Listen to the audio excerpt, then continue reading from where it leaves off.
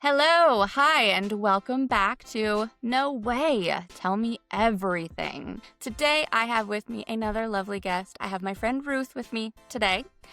And Ruth and I met each other on, as with a lot of my other guests, because guess where I get most of my people from? Social media. And I saw one of your videos. The platform was working for me in that case, and I really liked it. I ended up just talking and found out that we have a lot of similarities in our past, one of which we'll talk about today.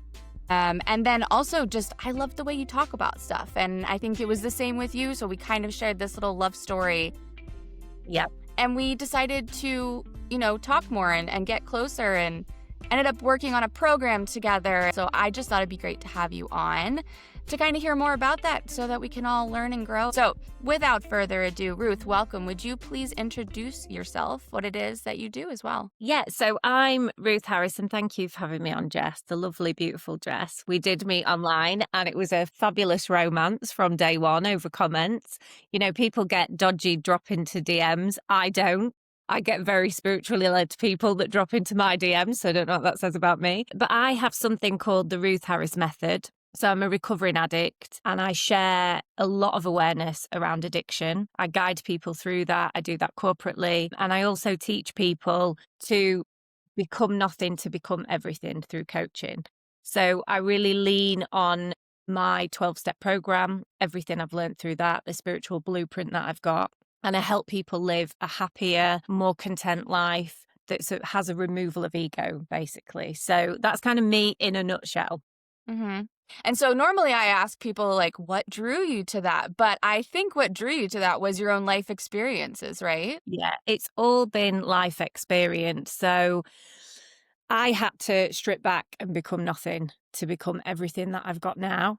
And I think the misconception about addiction and recovery, because people don't know a lot about it, is that it's kind of the substance. So it's all about the substance and it's nothing about the person. And actually, that's completely incorrect. It's kind of nothing to do with the substance and all about you as a person. We suffer with the disease of addiction. It's not a choice to have a substance and then it takes over.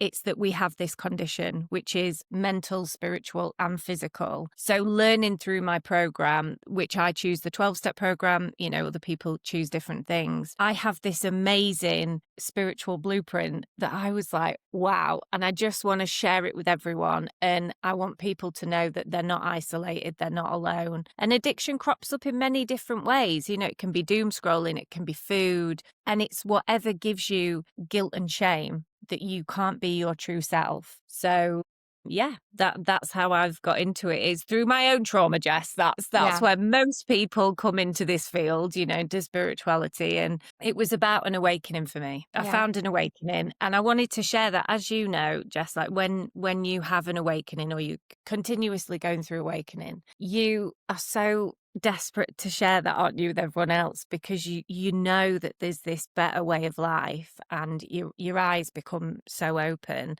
that you're like, please, everyone have it, Yeah, and I feel like that's been a really hard part for me. And I've also heard it from people I work with that are going through any sort of awakening, because often awakening, we talk a lot about it was spiritual, but there are so many other ways to go through awakening. Sometimes it's literally just like an awareness or a calling back of your power and realizing how you're holding yourself back. I mean, there's so many different awakenings, right? But I feel like there is a common thread that once you have one and you're in the process or on the other side and you look back, you just want everyone else to understand and do the same thing. And that's actually really hard because you can't choose that journey for people. They have to choose it themselves, No.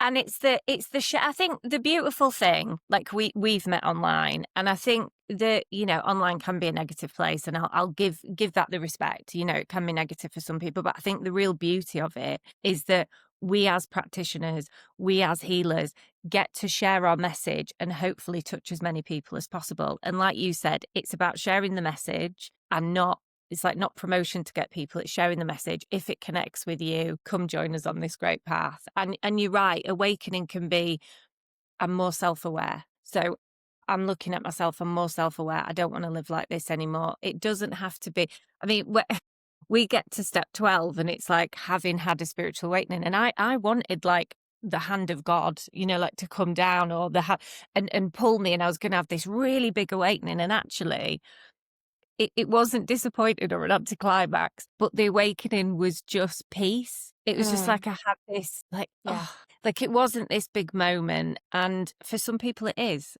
spiritual awakening or any kind of awakening is like this huge moment. But I think the inner peace is kind of what I've got from awakening and what I would like other people to feel. Because I think in a world that's pretty chaotic, it really gets you to promote yourself, and it's all about distraction and ego. Living peacefully is the win.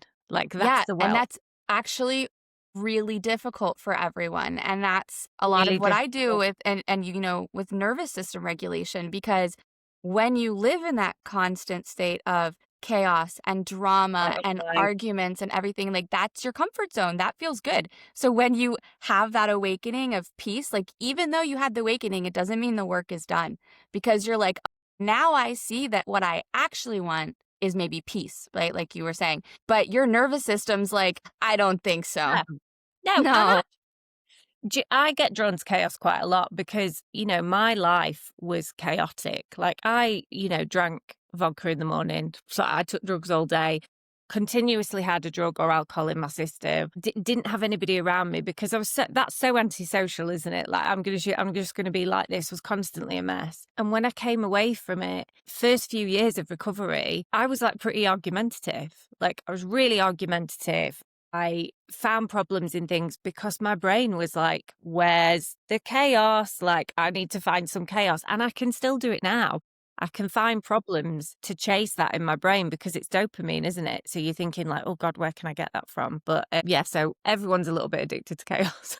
It Yeah. doesn't matter how far you are in your journey. We're all like, where's the chaos? No. And like, when you talk about spiritual awakenings, for example, we all have different relationships. This is my experience, right? We all have different relationships with our guides or with God or the universe or whatever, or nothing, yourself, whatever you believe in. We all have different relationships with it and how we learn. So, sometimes it does. This is a bit of a tangent, but we both have ADHD, so we knew this was going to Yeah, happen. it's going to go everywhere.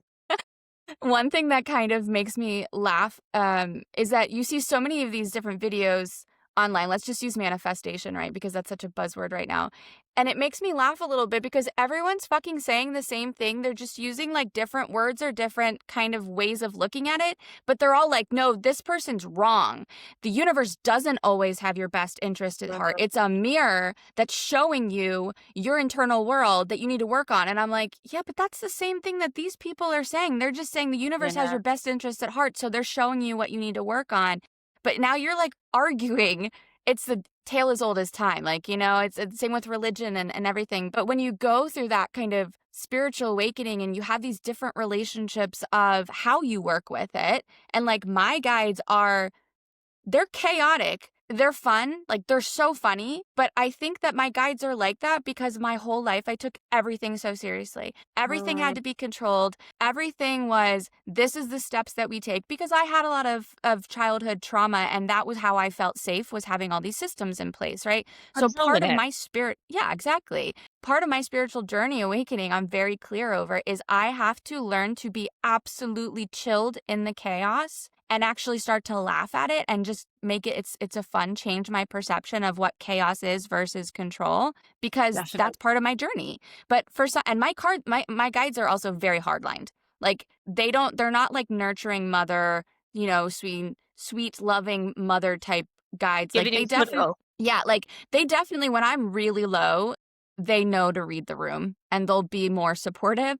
But the way that we work together is the way I need someone to work with me, is being a bit tough on me, but that's how I learn best. And for other people, they need, maybe, and it changes because you can have different ways of working with it, but they might need more of that supportive, cuddling type of, they're just maybe different ways of working with things. But all of those ways are super valid. It's what gets you to where you're, yeah. You say your guides are very funny, by the way, but only the bits that you tell me and I get interlinked. And I don't, just for anyone listening, I'm intuitive. I'm not in tune. I will always say that. I don't have any guides other than my 34 personalities that currently live in my own body. Maybe they are guides, I don't know, but they're all just my voice kind of having a go at me. But you said about control there, and what about addiction is really important is control. So when we're looking at kind of why we use substance isn't the problem. Substance is a solution, and it's the solution to,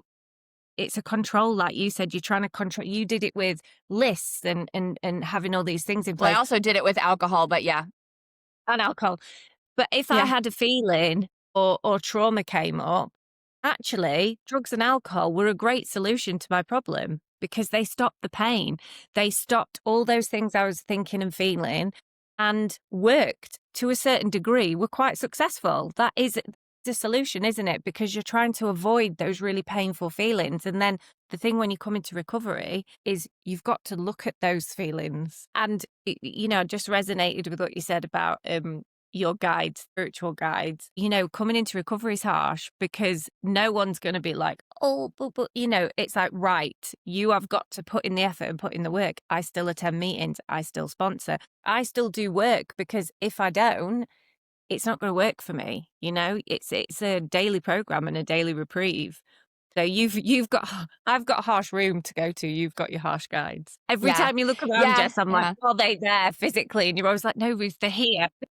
No, they're inside me. I mean, side note, like, I believe that everyone's beliefs are valid as long as they're not harming anyone else or trying to control anyone else. So if you feel like you have no guides, that's totally fine. But I will tell you that my guides speak in my own voice. It's just like where I hear them, in my body or in the back of my head or whatever. But that's a different discussion. But yeah, I mean, the one thing that I loved about alcohol, and this took me, so I had an awakening. I've been sober almost 3 years now. And I also include cigarettes in this, because cigarettes and alcohol were my two gigantic coping mechanisms. I never had a drug problem, but those two were a huge problem. And it's taken me years to admit that they were a problem, because I didn't want to admit that I had a problem with them, right? Those two things were such crutches, and I had an awakening. I guess it's 2025 now. Was it 2022 then? 2022, I guess. I just literally realized, like, this isn't working for me. I'm dreaming about all these things I want to do. I keep talking about all these things I want to do, but I can never do them because at the end of the day, I'm hungover. Or as soon as anything gets hard or I feel uncomfortable, I go drink or I smoke. Like, I'm constantly escaping my own situations. Great solution. Yeah, exactly. So to your point, yeah, it worked really well, but it was completely hindering my full happiness and being able to do anything. And for me, that was, whenever things got bad, that was one thing I could control, as you said. So that was the one thing. I could control this. I can choose to do this. And also, of course, it makes me feel better. And I also used alcohol actually to help me release control, because I was holding on to things so tightly that I couldn't let go. And the only way to let go was alcohol. But it was the extremes. I was either completely in control of everything, stressed, anxious, hypervigilant, and, fight or flight all the time, or I was an absolute fucking mess of a person with no control of anything. But that was the only way I could do it. And when I went through the awakening, I think for me, it was maybe also partly somewhat of a spiritual, like, now you need to stop doing this. You're holding yourself back from doing what you need to do now. But I wasn't spiritual at that point. At that point, I think I don't know if I'm remembering this correctly, but I think I was still considering myself Christian at that point. So I was still following Christian ideologies, but I wasn't particularly involved. But it was just an awakening of, like, I'm done. I'm done with this now. I don't want to do it anymore. I'm now going to face, to your point, all of the things inside of me that I need to constantly escape from. And that sucked, because that was the hardest year of my life to go through that. But at the same time, I had tried to quit drinking, I think for 10 years. And I did it in a sneaky way, because I was very sure that I would always fail. So I never told anyone I was trying to quit drinking. I did Sober January, which we hear a lot of people talk about, right? So every year for 10 years, I would feel like an absolute piece of shit after all of the holiday drinking at the holidays. Drinking in Denmark, I've heard that it's better in the younger generations, gives me hope for my kids, but it is very much a cultural, like, if you're not drinking, they either assume that, yes, you're an alcoholic and then you can't be those places, or you're pregnant if you're a woman. It was always like, are you pregnant? I'm like, no.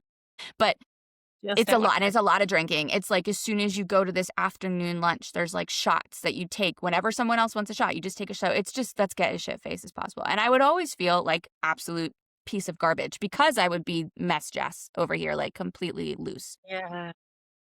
So when I would go to January, I was like, this is an excuse that I can use to try to quit drinking, but I'm not going to tell anybody that I'm trying to quit drinking. I'm just going to say I'm doing sober January. And then that way also, if I fail, I also am not proving to myself that I'm a failure because there's no, I'm not saying I'm quitting. So it Yeah, was a you just say protective you're thing. doing dry January.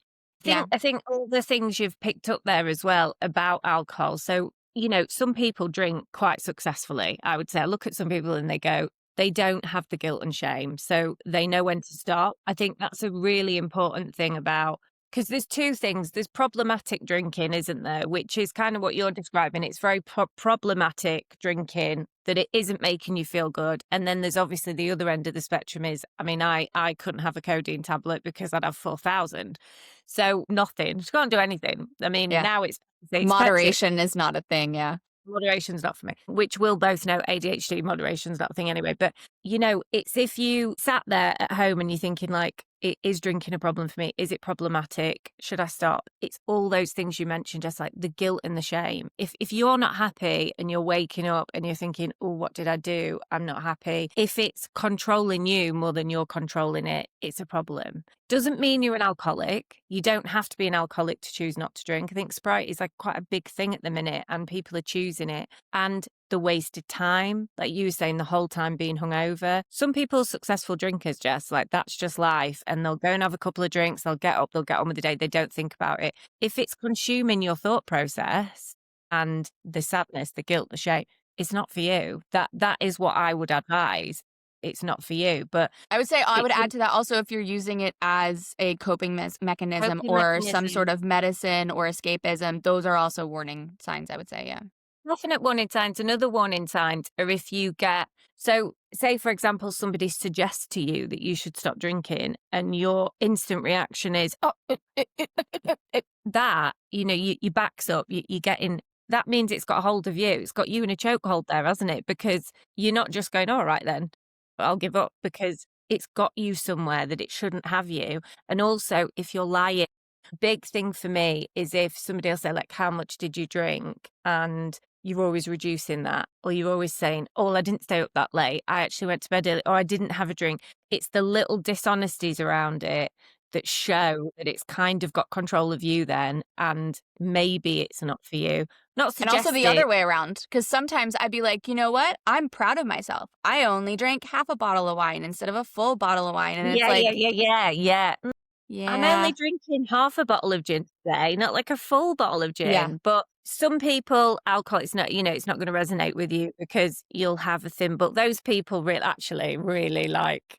I was thinking about this yesterday, I watch some people nurse a drink. And for me as an addict, I'm like, that's slow. Like, yeah. get the drink down you, like, come on. But some people do that and, they have a good time doing it. But it wasn't for me. And there's a lot of people out there that are struggling with addiction and not understanding the power that it's got over them. And it's such a big power that has over you. It's massive. And there's freedom available. Trust me. You don't have to live Yeah. like that. Yeah. Yeah. And I think that was part of what I personally was really scared about with quitting drinking. I mean, there was a lot of things, right? Like I had spent my whole life building a party Jess persona. That was who people liked. That felt safe. And it also felt like a protective mechanism of like, if I'm just part of everybody and they think I'm fun and they don't know all of the dark stuff and they don't know all the stuff I'm dealing with, if I'm this character, then I'm popular and they like me and I have friends. And that was coming from my childhood wounds of not being popular and not having friends and being bullied, right? So I had built up this whole thing for a very, very long time. And that, for the most part, was also some of my friends here. That was mainly the version of me they knew. So I was very scared that I would lose a lot of people when I quit drinking. And I'm not going to sugarcoat it. I did. I did lose a lot of people. Absolutely. who didn't, even though, because I mean, I don't know if I still consider I don't know if I consider myself an alcoholic, but I definitely had a drinking problem. So being around alcohol for me, like as soon as I decided to quit and started dealing with my issues, alcohol and cigarettes were never a problem for me, and they still haven't been. I don't think about it. I could be around people drinking who are, like you said, nursing it and not notice it. Like I just, it doesn't live in my head at all Doesn't anymore. But I would go out with the people that knew me as Party Jess, and it wasn't so much me. I don't know, like, well, yeah, it was me. I couldn't relate so much anymore to that, and they couldn't relate to me anymore. So losing some of those relationships was difficult, but also I've gained so many other relationships of people who also don't really like drinking, and we go do other stuff that doesn't revolve, because that was the other thing. When I stopped hanging out with that people, I realized, Jesus, everything we do revolves around drinking a lot. You would not believe the UK is the same. So as I'm in the UK, I'm in Yorkshire, but the same everywhere in the UK. You do not realise how much everything revolves around alcohol. And like, to go back to your point, you have all these labels and personas, hence, becoming nothing to become everything. Because like you, I was fun. It gave me a personality. I was very always insecure, didn't feel I connected with people. But then I had this, and I could drink anyone under the table, and I could party for 3 days. And, it was like, if you want to have a good time, ring me, I'll be great. Also, some of the people that thought it was problematic were the people that I lost, which is ironic, because even though they thought it was problematic for me, they also only associated me with going out and partying.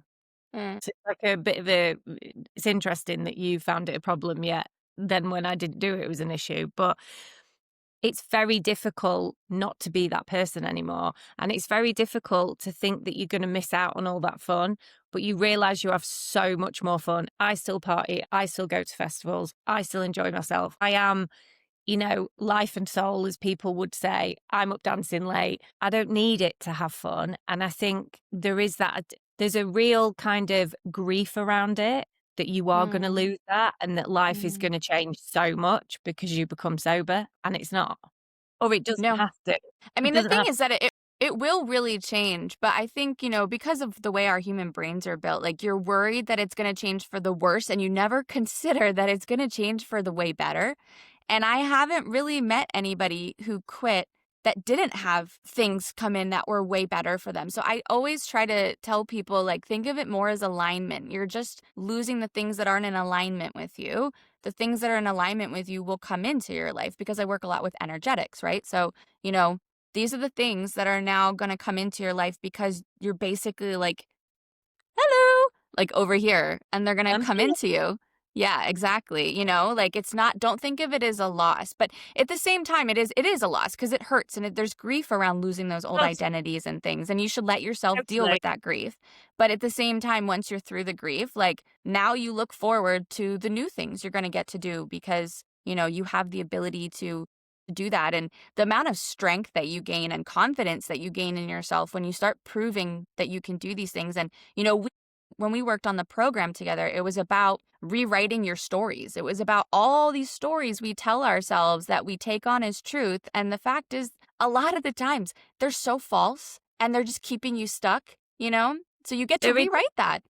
you get so many labels. So from being younger, so your parents give you a label, for me, I was like the naughty child, but you're the naughty one, the loud one. And then as you get older, like, you're the party person, or the outspoken one, again, me, or like the person that'll, I was like, oh, what you see is what you get. And what you actually saw wasn't what you were getting at all, because underneath it, there was so much going on. But I had all these labels that everyone had given me: victim because of domestic violence, all this. And I wore them like a cloak. Like, just, it's amazing how much you take them as fact and absorb them, and then go, this is me now. And They become like armor, yeah.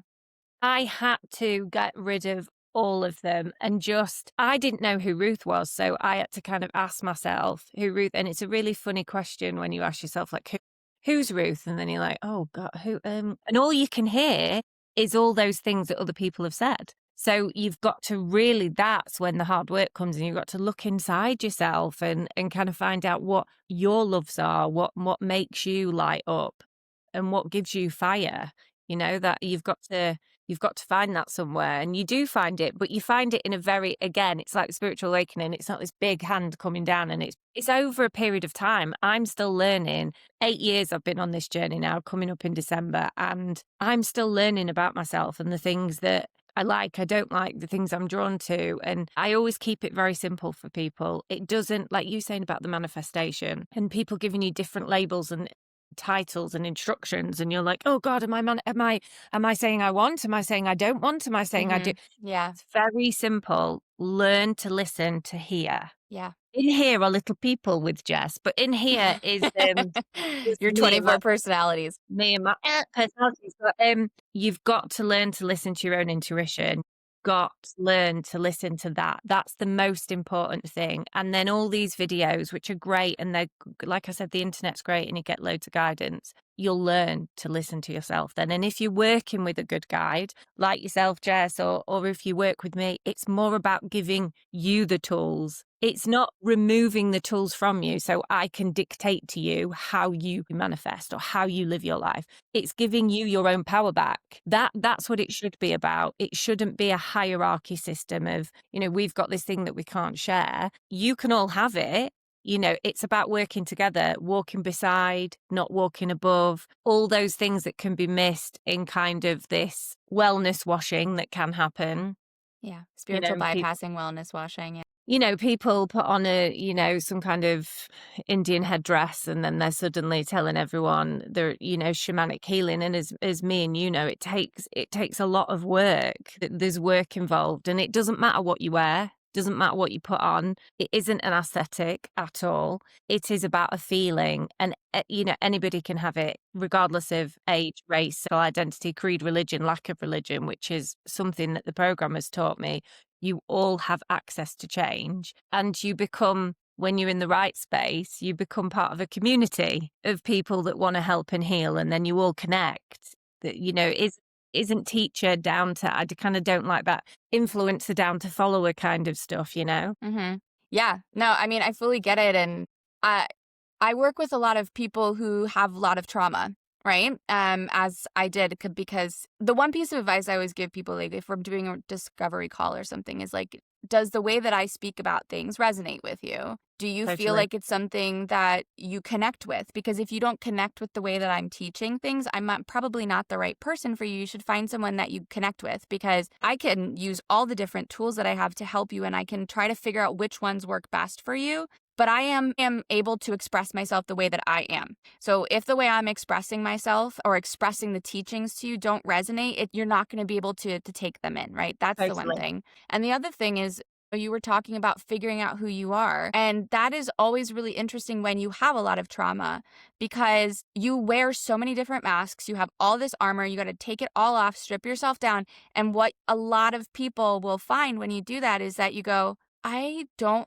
know at all what I like. And so that's why I'm also encouraging, like, try new things, because you might find something that you don't like. You go to, I don't know, you're like, well, I think I like painting. And then I'm like, well, take a painting class. And then you go to a painting class and you're like, I fucking hated that. And I'm like, okay, so you don't like painting. Good to know now. Let's try something else.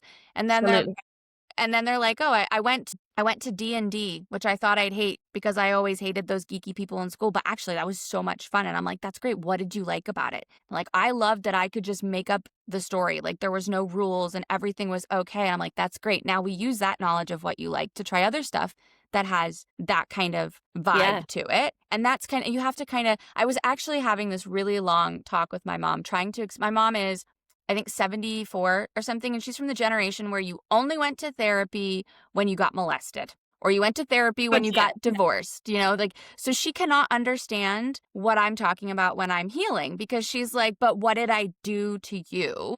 And I'm like, it's not about that. These are my wounds to heal. Like, I had a whole conversation with her, but I tried to get her to understand the work of unraveling who you thought you were to find out who you are. And I told her an example with my husband where, we always used to watch football together. That was part of the thing that we bonded over when we met each other, was that he actually watched American football. And not only that, he liked my team. So I was like, perfect. We're going to bond on that, because old Jess was like, something that I can relate to, even though I don't really know anything about it, but I can kind of relate to him on this level. And so this will make him like me. And Yes. I'm going to wear this mask. I like football. And then when I started doing the healing, actually very shortly after I stopped drinking, he was like, oh, there's an Eagles game on. Do you want to watch it? And I was at that point really feeling into things, and I felt into myself, and I went, no, I don't like football. And he was like, Yeah, totally. okay. And I was like, and I went on this whole thing. I'm like, I don't like it. I only ever pretended to like it to bond with my dad and then to bond with men. And I've never liked it. It's boring. I don't care who's playing which positions. I don't care if they win or lose. And he was just like, okay. Like, he was so like, sure. Great. But like, for me, that was a revelation of like, oh my God, I don't like football. This isn't part of who I am. And you have those things that you have to find It's out. amazing. You're just saying about like parents. I love that football thing, by the way, because that's happened to me with something else. But when you're like, if I mention to my mum about any trauma or healing, she's instantly like, "What do you? No, what do you mean? What I was good," and I'm like, right, okay, but I did still grow up in a house with an addict, and those things. But they take it. It's that generation. My mum's like the same age as your mum, and it is instantly this like backup. Like they get a trauma response. They get a total trauma response from saying you want to heal. But like you said, something doesn't have to have happened. Or, trauma can be very different to different people. Gabor Mate talks about it quite a lot, where it could be that you fell off a swing and broke your arm. And that could be really traumatic to you and lead you to addiction. He talks about it in terms of ADHD. Trauma doesn't have to be as grand as you think it is to cause you to hide from yourself. I lost my mom one time in a grocery store, and I didn't even lose her. She was just on the other side of a big rack, and I couldn't see her. But I had a trauma response to that. Totally. And then I for years, not only within myself, but then even when I had kids, carry an anxiety around losing my children in stores. Like you're saying, it's just to give an example. Like, it's little tiny things. It doesn't have to be a huge thing. No, and you could have, 20, 30, 40, 100 of these when you're a child. And then what happens is slowly, your little child retreats and goes, oh, this is so painful. And then they're locked inside. And then you've got to unravel. Like you said about, realizing you're a different person.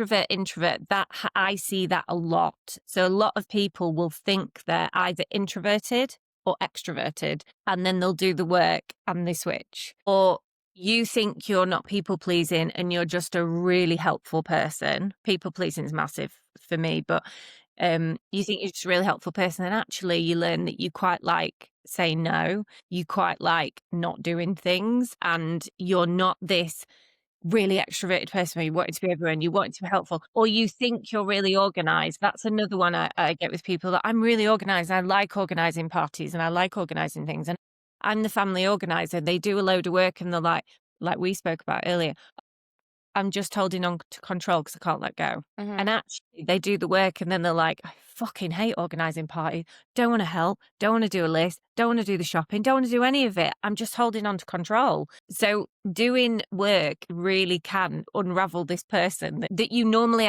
admire in other people. Yeah. Like I was used to admire in other people, the ones that said no. I had a friend and she was, I knew her in London, and you'd invite her somewhere and I just admired and really wanted to be it. And you'd say to her, do you want to go here? And she'd go, no. And you'd go, why? And you'd be waiting for this big excuse. And she'd go, because I don't want to. And I was like, to me, that was revolutionary. I'd be like, my cat died. I broke my leg. My arm fell off. That's why I can't come. Because I was so much in fear of saying no to anybody or letting them down. And she was just so confident to say, I don't want to. No. Yeah, that's such a good point, because I tell that all the time, because I feel like women are the worst to other women. And it's because of, if you haven't read the book I think it's by Bethany Webster, but it's called The Mother Wound, Healing the Mother Wound, you should read it, because even if you don't have a mother wound, it's so much about the patriarchal wounds that we as women carry. And that's part of it, is that, we look at other women, and you either are evolved enough to admire them and then realize I admire them because they're exhibiting something that I wish I could do, and now how do I work towards that? Or what you see a lot of in the unhealed mother wound area is, oh my God, what a bitch. Like, she's such an asshole for saying that. And, and then you tear each other down because there's a part of you that, like you said, wishes they could do that. And it's also like, it's interesting because I also have people pleasing things I think all women do to at least some degree, but more so than others, depending on your, how you were brought up. But that's something that I've really worked on is getting comfortable with saying no and setting boundaries. And during this eclipse season, when all of our like stuff comes up to work with and shed, what I've been finding is there is a very bitchy energy coming into me. And it's from me, but it's very bitchy. And I'm like, this is not me. I am not this bitchy person. What is this? So I started feeling into it and doing journaling. And what I realized is this is, again, like I was saying, the universe having my best interests at heart. It's having a part of myself that I've exiled come in to show Yeah. me that I'm people pleasing still. Like I'm still people pleasing. I'm Yeah. still doing things that I don't want to do because I don't want to be, hard line about stuff because it still feels unsafe. And so this bitchy side is coming in to be like, hey, listen, this is the unhealed version of setting boundaries. Do you want to do Yes. this? Or do you want Yeah. to integrate it in a healthy way so you're not, and I think that's hard for You're not people when they having to know you. ditch. You're not Yeah. having to ditch because you've Yeah. turned around and said, I don't like this. But the other thing Hmm. about bitch, I love conversations about bitching because it's such a very female, very kind of, like you said, the unhealed trauma. Look, we all talk about each other. Everyone makes comments on everyone. It's how we are as humans. But sometimes what we do as a collective as women is bitching connects us. Yeah. We find connection in bad mouthing other people, right? So sometimes I'll be in, like you've just said, I'll be in an environment and I get so much guilt and shame now, but I'll be in it and people will be talking and I think, oh my God, I've got to connect with this conversation. Again, people pleasing. So I'll end up saying something to connect with the collective and then feel terrible about it. But what you've just said is so important. If you are harboring those things that you are not saying to other people, you are going to be either chuntering it to yourself in the bathroom, fucking da-da-da, she said this, fucking da-da-da-da, giving yourself the poison, or you're going to be saying it to someone else. And you know the awful feeling you get just when you talk about people and it rages in your body and then you're like, I know I shouldn't have said that and I feel so terrible. But you're just harboring stuff. You're harboring Yeah. resentment. Like Exactly. It's because resentment is such a you're big not thing. doing something for yourself that you know Ended up you with need to do. And then you just get bitchy. So you have to integrate it. And, there's like, and I think it's hard for some of my friends because I have always been like that. So, like, there was something going on this weekend and I had my daughter and they were like, oh, just bring your daughter. Did you ask if you can bring her? Like, I'm sure you could. And I was like, yeah, but I don't want to. Like, yes, I could ask if I could bring her. And yes, I imagine that she would say yes, but I don't want to bring her because it won't be enjoyable for me. I want would only be to. bringing her because then and this is again, they didn't make me feel this way, but I was inside feeling like if I bring her, then I'm going to I love her to death. She's the best, but she loves to be with me at all times. So then I'm going to be there taking care of her the whole time while you guys hang out. And I'm not going to be enjoying myself. I would rather enjoy myself at home and do this another time. But old me would have been like, oh, yeah, that's true. Let me just ask and then bring her and then be bitchy and resentful that I had this. And I would probably inadvertently take it out on my daughter and be like, God, I need, like, leave me alone. You know what I mean? Give me a minute. Yeah. And you'd be angry at everyone around you. And I think that is when you are going somewhere, we're talking about people pleasing and not saying no and not, not being able to say no. It's that. It's when you go somewhere and you are not enjoying yourself. You're there for the sake of being there because you just don't have it in you yet. And you can have it in you to say no. I still do it all the time. Yeah. It's the biggest trap I fall into. I'm like, I should. Constant narrative for me is I should. Whereas it should be, I want to. It's for a greater purpose, not Yeah. I should. Because that is Yeah. what I've grown up on is I should do something because it's right. I should. And it shouldn't be that way. Should, shouldn't, should it look? Yeah. Yeah. No, totally. Like, I think that we need to be really careful I feel like words hold so much value in so Yep. many ways, and especially the words we tell ourselves and tell others. And I'm very much of the opinion, because I have experienced this myself, that when you start reframing your I want tos and I need tos and I have tos and I shoulds, and you actually start naming them what they are. Do you actually need to do this? Or to your point, do you think that you have to or you should? And then you actually start prioritizing your wants as I need to do this for myself. And there's always a pushback from women of like, that's, but that's selfish and I'm a mom and I'm this. I'm really hardline on this with people because I think it's such a patriarchal bullshit thing that women are fed. When you are not taking care of your wants and needs, you are not a good person for yourself, you are not a good person for your family, and you're not a good person for the rest of anybody else because of that resentment. Because you taking an hour a day to go to the gym because you want to, which, by the way, when I say like an hour, everyone's like, that's not a long time. Do you know how many women fight with me about taking an hour to themselves because they feel guilt about it? And it's like, you are going to be resentful. You're going to inadvertently, subconsciously, whatever, take this out on your family, like your children, for example, and continue that. And also, like, it is not selfish. These are the things that are going to make you so much better, because this is my favorite thing to tell my kids, when you fill your bucket, you fill someone else's bucket too. Like those things where you're feeling like I should do this because I feel like it'll, make me a better person or something. Leave those to the side. Take care of your needs and wants. And I guarantee you that what will happen is, because you feel better about yourself and you feel prioritized and like you actually matter, some of these things will become wants as well. Because suddenly you're like, I want to volunteer my time at this SPCA Totally. because I feel really good here. But when you're saying I need to volunteer at the SPCA because I don't feel good here, you're not doing anything good but creating more resentment. You've just said, filling from like a, empty cup and the bucket and those things are cliches for a reason. Like, so, people get annoyed with cliches, but I love you cannot love a cliche. Like you say, the new language that's coming around, it's not sticking because it doesn't work. Don't do it. It doesn't work. But, you can't fill from an empty cup. And I think what's coming strongly naturally in this like podcast is that resentment. If feeling resentful, it's not just feeling bad about something. It is a feeling that will turn into anger. It will turn into really negative emotions that you don't want. And taking that time for yourself is so important. I learned that when I got into recovery, that I wasn't recovering for anybody else. Every time I tried to do it before, so I'm like 8 years coming up in December, but I've been trying since my eldest was born and he's like nearly 13. So if you work out the maths, I did a long period of not being able to do it. And because originally I was doing it for my mom, I was doing it for my son, I was doing it because my friends told me I should. I was doing it because other agencies and people were involved and they were saying, you've got because to do your health. Yeah.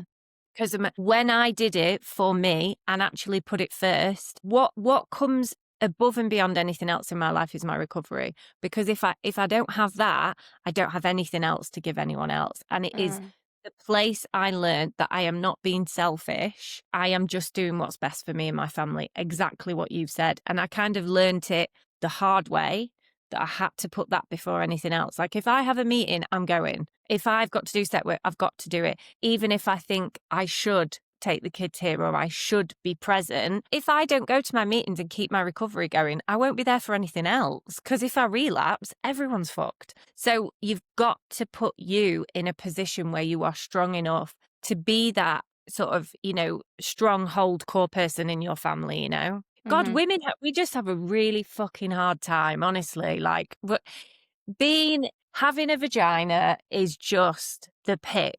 Do you know what I mean? It is. Like, when you think about it, it's the pits. We've got to hormones, keeping up appearances, doing all this stuff. To me, thinking of sobriety, thinking of drinking on top of that, like now I look at it, I think, no, not for me. Yeah. Yeah. Also, women without vaginas, I will include them.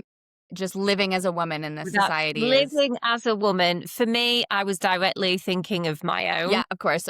Yes, of course. No, I'm just making sure everyone feels included. If you're listening to this, you're a trans woman, you're so welcome here as well. You are so welcome. Identifying, being a woman, identifying as a woman, whatever it is, it's so difficult to live in modern day society. We're not in this like kind of commune living. Most women are having to work, which is again why people are finding the solution and the medicine in a bottle, because you're so burnt out, you're so stressed. It's the thing that's going to relax you, but it's not the medicine that will give you the biggest hope. No, it's such a temporary fix to something that I think that being okay with not feeling good, with being uncomfortable, with dealing with hard things and knowing it's going to suck, but just being like, it's going to happen and I might as well just write it. Those things like resiliency, those skills are the best thing you can ever do for yourself. Because the thing is, like, I feel like people have this maybe incorrect perception that when you have a spiritual awakening or you recover or something, it's going to be just all sunshine and rainbows on the other side. You're never going to feel this way again because now you're on the other side and life is going to be happy. And then when that's not the case, it's actually, and in my experience, and maybe this is just mine because I feel like my soul path that I chose as a soul was like, let's go the extra off-road hard way. And I have had many conversations with my higher self of like, next time, could we choose like a Kardashian situation? But anyway, my life is extra hard have a in chat a to lot them of ways. today Yeah, as well. I will. That'd be great. Hey, listen, Thank you. guys, Ruth also, include her in that. Hi. But yeah, like I actually experienced that my highs are way higher and there are way more of them. But when I have lows, they're low, especially right now with the thing is, if you're receptive to energy, if you're an empath or a clairsentient, astrology will fucking target you all the time because you feel the energy so deeply. Yeah, So right now, I am like a freaking pendulum oscillating between this is the best day of my life. I have everything I ever wanted. Oh, it's so perfect too. Nobody loves me. I'm being abandoned again. I'm a piece of crap. Like, but I've just gotten so comfortable with that. Like, I don't expect to have a really good day and be like, from here on out, everything's perfect. I'm just like, it could literally change in the day. It can change the day after. It's learning to just ride with it and know it's temporary. It's going to pass. It's going to come again. You're going to have good days. And the bad days are there for me. In my case, the way I look at them is like, either it's pointing you to rest. You need to just rest. You're trying to do too much. Just honor yourself and take a rest day. There's something you need to look at, maybe something that you still want to work on. Or, hey, everybody has this shit. This is not you being targeted. It's not your life sucking. Everybody has shit that sucks. This is just your shitty day. Yeah, I think realizing you're not special and different. Do you know what I mean? Like everyone's going through it. We're not, and I like that you've pointed that out. And also I was a zombie since the age of like 12, 13, whatever it was. I avoided everything and was a zombie. Didn't have any feelings, didn't know how to feel, had never approached a feeling in my whole entire life because I masked it with substance. So now I kind of even love Yeah. kind of love the shitty feelings because I haven't felt them before. And I'm having, in these 8 years, all these feelings I've never, ever had before, trying to embrace them all, don't enjoy them all of the time, but embracing every single one that I get and learning to read from them, because the point is you are meant to feel. Mm-hmm. And the pursuit doesn't necessarily have to be happiness. I would say it's more peace and kind of being at peace with all those feelings that you get. Yeah, I like that you've pointed that out. It's important. I think that's a great point that you made, because society really tells us that the goal is happiness and all the time. And yeah. And so that was also part of the issue. Like, I think that's the other thing is addiction is never just one thing. It's usually like a lot of things. Alcohol use is like, usually there's a lot of reasons you do it. It's not, for me, it wasn't just self-medication. It was, disassociation. It was making myself feel good. It was relaxing. It was losing control. It was all these different things, right? But part of that was because every time I didn't feel good, I had to fix it. So whether that was with a cigarette or a drink, depending on what time of day and what day it was, right, what was available to me, I would use something. So I had to get out of this feeling as soon as possible because I needed to be happy. And it's like, no, that's not the goal, and emotions are messages. So what is the emotion telling you? Yeah. And I think what this conversation's showing as well is that, you've had trauma, Jet, and obviously we've spoken more in depth about it, so have I. And the wounded healers are the best. People who are wounded, like the discussion we're having is so easy because we've had similar traumas. We understand them. We're discussing it. So, what I want to let people know is if you're going through something really shitty, that is going to be your foundation to help someone else. We're just all so interconnected to help each other through traumas that you are just a little bit ahead of than someone else. That you are totally, because we all have different paths. I mean, like that was again with my mom. She was like, I'm 74. How am I supposed to change now? And I'm just like, you can always change. You Absolutely. only you have a choice as you go through life. This is my opinion of it. You have a choice as you go through life. The only way that you get old is when you decide to stop growing. That's when you're old. 100%. When you say, I am always capable of growing and expanding and learning, your mind, at least your mind, I mean, I know our bodies age, right? I'm not that woo-woo spiritual psychosis that I think you don't. But your mind is always able to change and grow and learn and release things. There is no wrong time to start healing or to stop drinking. Because I imagine, with addiction as well, like if you've been a functioning alcoholic or a functioning, I don't know, I just had my friend on who was a Coke addict. So if a functioning Coke addict, like there are those people who are functioning. It's not ruining their life, but it's probably if you're a functioning addict and it's not ruining your life, but it's ruining your soul and it's making you feel just like stuck and not happy and like there must be something more than this, but this is all that I know how to do. No matter what age you are, there's never a time where it's not possible anymore. It's literally always possible. 100%. Some people walk into the rooms at like 60, 70, whatever it is, because it doesn't discriminate. And the disease of addiction does not discriminate. You can be, like you're talking about functioning. So you could be a doctor, a dentist, or you could be homeless. It doesn't discriminate. The disease of addiction can get to anybody. And it is about your rock bottom doesn't have to be, oh, I've lost my family. I've lost everything I own, all my finances. Your rock bottom can be spiritual. You can be, I was spiritually, mentally bankrupt when I came into the rooms. I didn't, like we've talked about, I didn't know myself, but I know I did have quite catastrophic rock bottoms, but I know people that just cannot face themselves anymore. They cannot face, like you become so free when you do not rely on a substance anymore. It controlled me, Jess. It had me completely and utterly. And it was the only thing I thought about all the time. When am I going to have it? When am I going to have it next? When am I going to imagine that 24/7? Like, I don't know if somebody's listening, you might have that with food or you might have that with another addiction. If it's your continuous thought process all of the time and your life is completely built around when you are going to do this particular thing, you are addicted. Yeah. And it has you. Nothing should control you to that extent. If a man was doing that to you, or vice versa, a woman was doing that to a man, if another human being was doing that to you, straight away it'd be a red flag. It just so happens to be a substance that's controlling you in that way. And it is an abusive relationship because you love it, you love what it's doing it for you, but you hate it because you hate what it's making you into. You are continuously two different people. You are Jekyll and Hyde all of the time. And that is exhausting. It's exhausting apologizing all the time for your behavior. It's exhausting. It's exhausting looking at your phone and you're like, what? I've said these things, I've done these things which are out of character because it's not your true self. And it's heartbreaking to be that person. It's heartbreaking to be exhausted. I got to the point where I looked in the mirror. I was so full of fear every time I woke up. So I'd wake up in the morning and fear the day. Like I would be so fearful, like my body was knackered.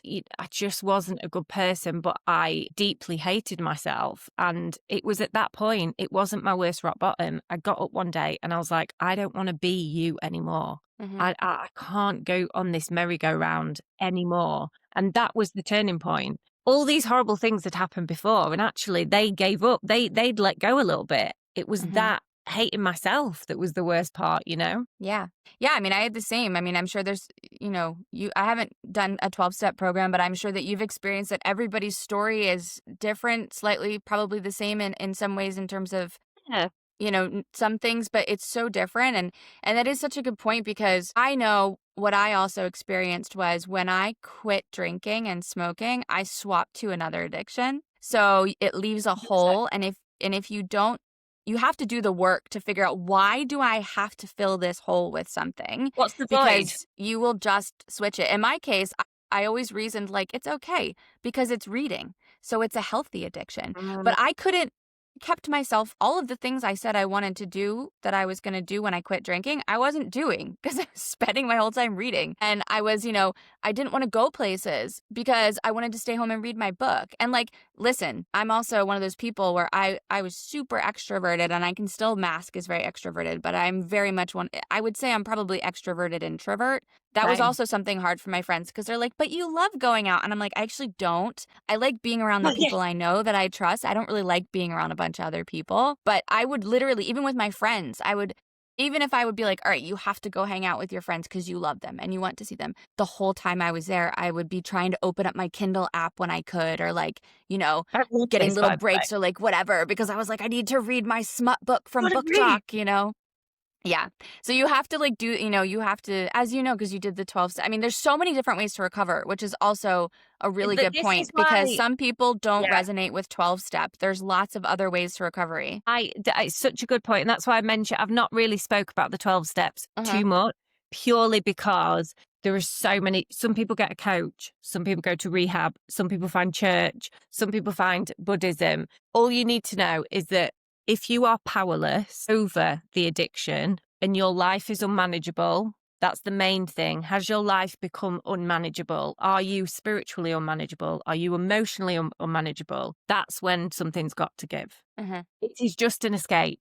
That's what addiction is. It's escape from difficult feelings or an escape from you as a person. Do you maybe not, you could not like yourself, or you're just escaping from, you're exhausted of you, you're exhausted of your life, but Or you you need that to be the kind of person that you think other people will be okay with. Like that's, it's want you not to so much be. addiction necessarily, if that's, it could turn into addiction for sure, but it's an unhealthy drinking pattern at the least. Totally. And I really want to make it clear that some people are become addicted to a substance, which is you're addicted to one substance, you might go to rehab. And then there's the disease of addiction. They're kind of two different things, because one of them is a disease that you will continuously have, you will continuously be in recovery for. Yeah. But some people just have problematic, like we were talking about earlier. So, whatever it is, or you can be addicted to numbing, you can be addicted to chaos, validation. Some people are Yeah. addicted to validation. They're on the Yeah. internet and it's about likes and stuff. There's different ways that we all can have addictive Yeah. personalities. Yeah, totally. I mean, I think that's a good point because there's so many different, there's sober curious is like a term that's come out in the Yeah. past few years, right? That's also valid. Like try if you're considering what's it like to live without alcohol or something, then try it out, see if you like it. And I think the most important thing is no matter where you sit on the scale, if it's a physiological addiction, if it's the disease, and like you are going to live with this for the rest of your life, no matter where you sit on there, the best thing that I learned from my journey that I pass on is you have to have compassion for yourself. Because a lot of the times with 100%. addiction in any form, no matter what kind of addiction it is, we shame ourselves so badly about it. And sometimes that's what leads to your rock bottom is like you are just, your inner critic is just constantly on you and you're just under all this pressure of I'm a horrible person, I'm disgusting, I have no willpower, I can't do it. And the only way out of that is not because some people go like, oh, I'm going to shame myself every time I think about drinking. And then you're so disgusting. Yeah. You think about drinking and then that's going to make you stop. In my experience, that is what kept me from stopping because when I felt so low and horrible about myself, guess who I turned to make me feel better about myself? It was my addiction. So the only way to stop that was to treat myself with so much compassion and love and coach myself, like reparent myself. Yeah. Like treat myself like a child and love it and be like love bombing myself with this is okay that you have these feelings. Let's just sit with them together. Let's figure out what's going on. Let's not do that thing that you want to do, but I'm here with you and it's okay. And you know what I mean? And if you fall off the wagon, it's not the end of the world. You can get back on again. It doesn't say anything about you and your worth or your ability to quit if you have some, weak points or slip ups. I think people call them sip ups when it's coming to drinking, if you want like a cutesy term for it. But, whatever it is, if you relapse, let's just use the normal term. If you relapse, it's okay. The thing, you've just discussed then about, and I know we're kind of on time soon, but No, it's good. Keep going.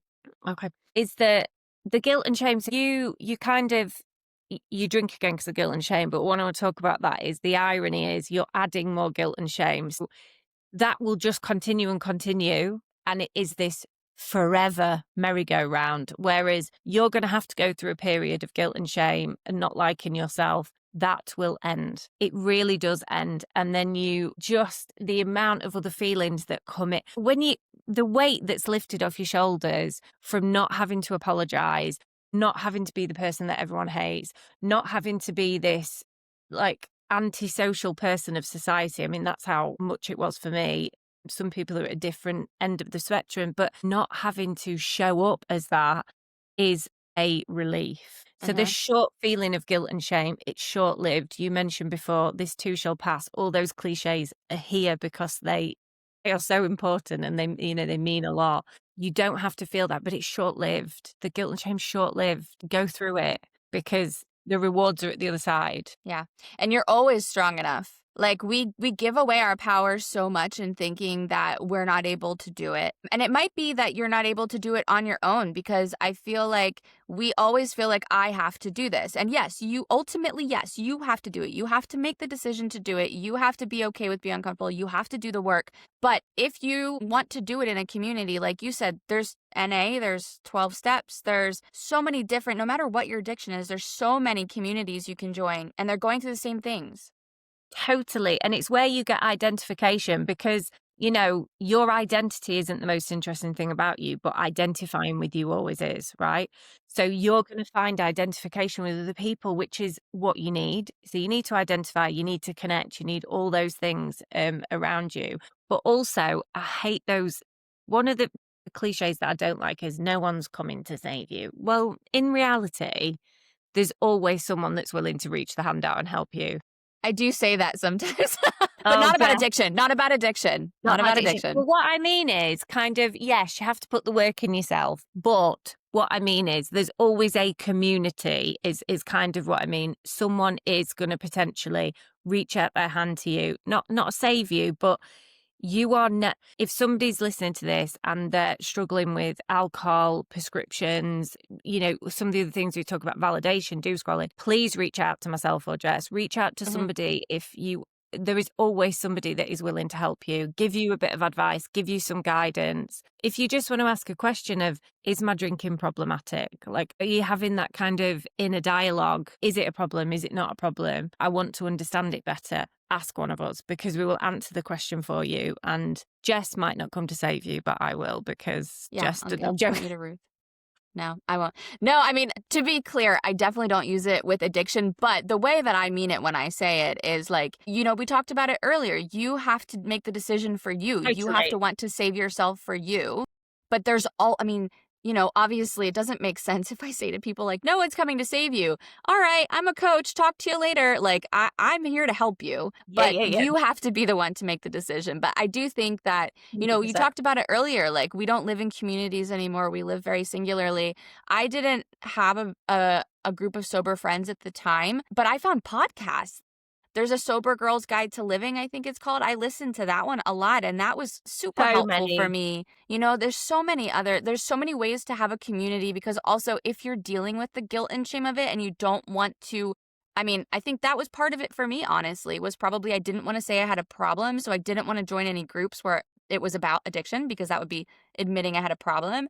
So listening to podcasts and following social media groups, that was like safe for me. So if that's safe for you, that's a great Can I option. say the internet, Instagram? So, like, whenever I join any platform on any platform, the sober community are the most kind of positive, connective. All you've got to do is type in your search bar like sober, and millions of accounts will come up. People sharing their journey from addiction to sober curious to just giving it a bash, whatever they call it. But you will not find a more, that's what I'm looking for, welcoming community. Mhm. Like, even if you say, I've got one day sober, honestly, this community will be like, you'll have 100,000 people, like not 100,000, but 100. Yeah, I'm so excited for That's you. amazing. Well done. Like, Yeah. great. Like, there is always a group of people to build you up in whatever choice that you make. If you're not ready to make that choice, there is always people to support you until you can get there. The biggest thing that I have learned is, we say in recovery, we'll love you until you learn to love yourself. Mm. That is the same with coaching. Like, we will love you until you love yourself. There is always somebody available to love you until you can find that love for yourself. Always. Do not be alone. I think you've touched on it, Jess, like, we live in a kind of modern age of isolation, Mhm. and it's really difficult to, you're meant to do everything on your own. You're meant to be, really strong, and you're meant to do all this stuff, but find a community. Like, it could find a coach, find a community, find whatever works for you, but do not be on your own.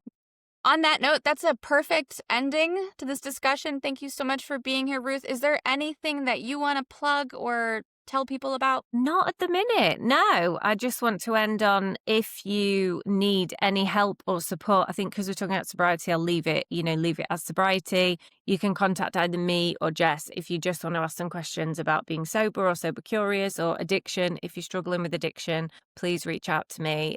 I'm always on hand to help anybody. Yeah. And so I'll promote Ruth since she's not promoting herself. But also, if anything she said resonated with you in general, if you like the way she's speaking at things, she's also a coach and she does a lot of mindset work and stuff like that. So you can reach out to her for that as well.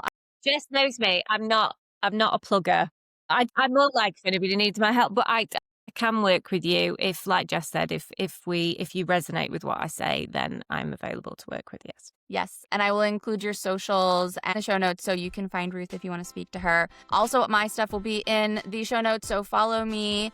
Make sure to follow the podcast, like and rate it, please. It really helps me out to get more people to experience this lovely discussion, for example. And with that note, I hope everyone has a wonderful week and I will talk to you all soon. Bye. Thank you, Jess, for having me.